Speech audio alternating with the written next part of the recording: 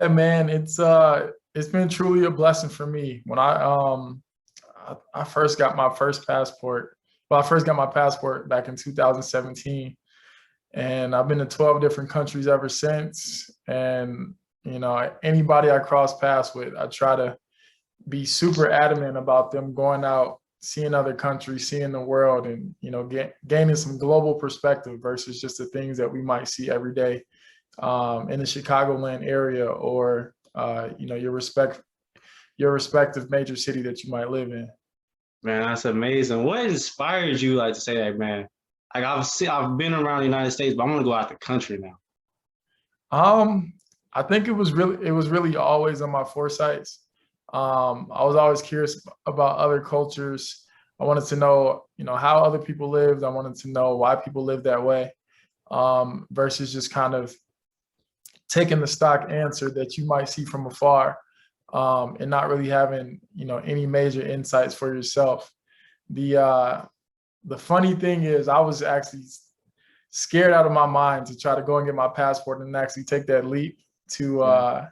uh, to go across the border. But my former girlfriend, we started talking right before she took an internship to Belize, Mm. and she invited me to join her in her last weeks of her internship out in Belize, and our very first date was on Belize soil. So, Wow. yeah, man, that started the chain of events. Man, that first moment when you landed, when you was out of the country, like how did that feel? I mean, for me, it was really surreal. I mean, Belize is a third world country, so they don't necessarily have all of the major, skyscrapers, and they don't. I mean, they don't even have developed roads in certain parts of Belize. So, to be able to go out there and see, the things that people appreciate in third world countries versus the things that people appreciate back here in the States, like the Gucci's and the Louis and the new Jordans and the diamonds and the watches. It's very, very 180 when you're talking about going to other countries. For them, luxury might, being able to eat steak tonight, or being able to not have to work tonight. Like that might be the luxury. So it really gave me some much needed perspective that, as a US citizen growing up, I just didn't have, because I mean, you don't know what you don't know. So again, I was truly grateful for that experience, and it's definitely kind of catapulted me into actively going out and looking for new countries to travel to. Man, that's amazing. Is there like any things you've learned about yourself while you've been traveling? Um, yeah, I mean, I think the major thing that I learned about myself um, is to kind of be humble, Mm. because again, I mean, growing up, in and around the Chicagoland area, you kind of have a chip on your shoulder that you gotta have all these great things, and you gotta prove all these points to all these different people. Mm. Um, just because, when you step outside the city, you want to represent and say, "Hey, I'm from Chicago. This is how we get down." Um, and for me, I mean, don't get me wrong, I still want all those things, and people still get that PSA that I'm from the shot. Yeah. Um, but I think I go about things a little bit differently now, because again, just harping back on my point, my perspective is no longer just local; it's more of a global situation.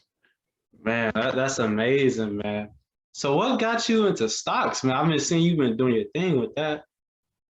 Yeah, so um, kind of at the height of the pandemic, back in May of last year, um, I took a passive interest into, the stock market, into trading stocks. And one of my really close friends from high school and college, he also had that passive interest, and we ended up taking a course together um, that really just kind of catapulted me into, my current level of, financial literacy relative to stocks. And after I had a really, really great summer financially, I just kind of told myself that I never want to cross paths with another minority, um, without telling them, the key pillars of getting started in the stock market to be able to add that passive income to your family's bottom line. Man, that's amazing because like a lot of people that I know, especially like that grew up like in the city of Chicago and like poverty-stricken environments, they really don't know much about the stock market, you know. So it's great to see that you're involved and that you also informing others, you know, because a lot of people just don't know. Yeah, yeah, man. I think I kind of took it as like an assignment because, it wasn't, me making money by myself. Like, okay, that's great, that's cool, but I realized the impact of what it could